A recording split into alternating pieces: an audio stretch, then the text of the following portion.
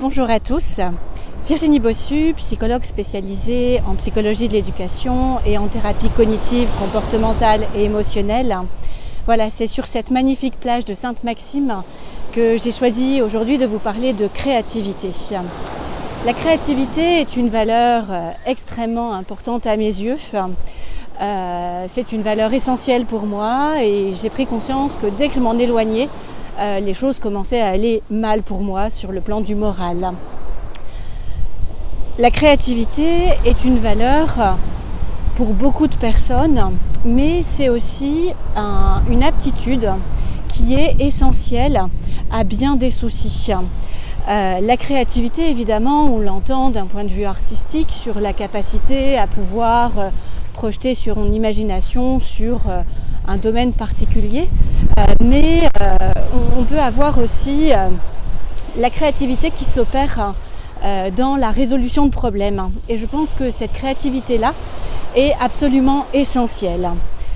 Effectivement, pouvoir faire preuve de créativité lorsqu'on rencontre des problèmes, avoir une pensée divergente, c'est-à-dire avoir cette possibilité de raisonner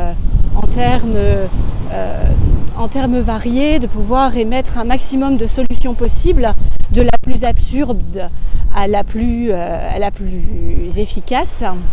Voilà, il y a quelque chose qui va nous permettre de dépasser un certain nombre de situations.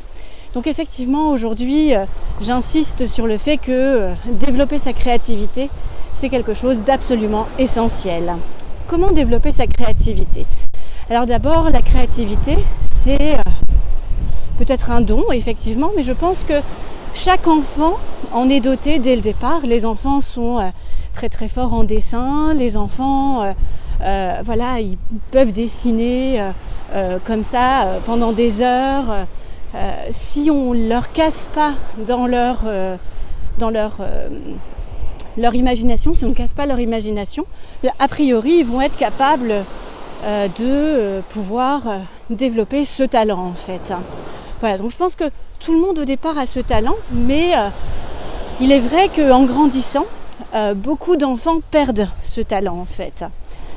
Sauf si effectivement on les éveille à cela. Comment retrouver sa créativité ?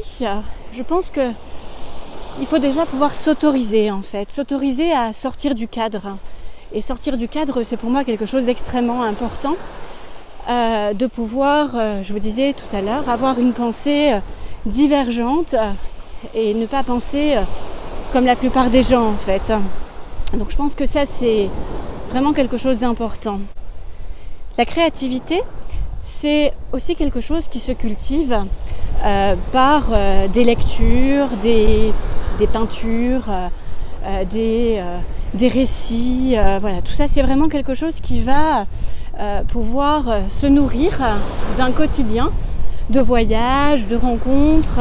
Voilà, je pense que pour être créatif, il faut avant tout une grande ouverture d'esprit. Je pense que ça c'est vraiment quelque chose d'important.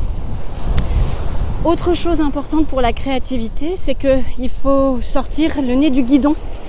Je pense que le décor est tout à fait indiqué pour vous évoquer effectivement comme c'est important de sortir le nez du guidon, d'où ma semaine de vacances ici à Sainte-Maxime.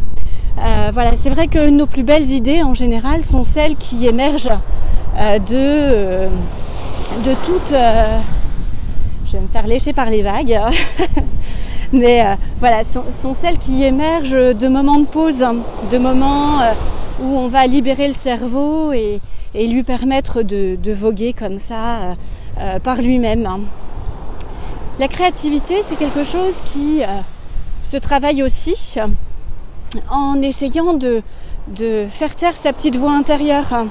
Je vous disais tout à l'heure que parfois en tant qu'enfant, notre créativité est tuée dans l'œuf par les parents ou les adultes, les enseignants ou toute autre figure adulte. Eh bien, en tant qu'adulte, on s'est approprié cette petite voix et on a développé des croyances limitantes qui vont du coup nous gêner au quotidien.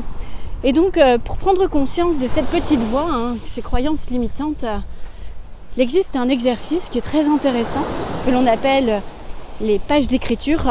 Donc en fait, l'idée est simple, c'est tous les matins, laisser courir son stylo sur un cahier pendant 3 pages et pouvoir parler de tout, de rien. Alors la psychologue que je suis trouve que c'est un outil extrêmement intéressant, d'abord pour vider les émotions, pour permettre de dépasser certaines situations complexes.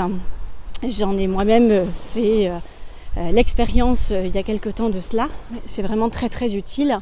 Mais c'est vrai que de pouvoir sortir un petit peu de ces croyances limitantes, dans tous les cas en prenant conscience, c'est vraiment quelque chose de très utile.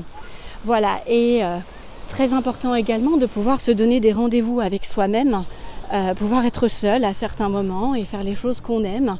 Je vous disais, tout ça, ça se nourrit et ça ne se nourrit pas dans la frustration. Voilà, donc pour développer votre créativité, essayez d'être le plus créatif possible pour vous-même. Essayez de passer du temps pour vous, dans votre quotidien. Voilà, j'espère que cette vidéo vous a plu et que vous allez pouvoir à votre tour faire germer cette créativité en vous.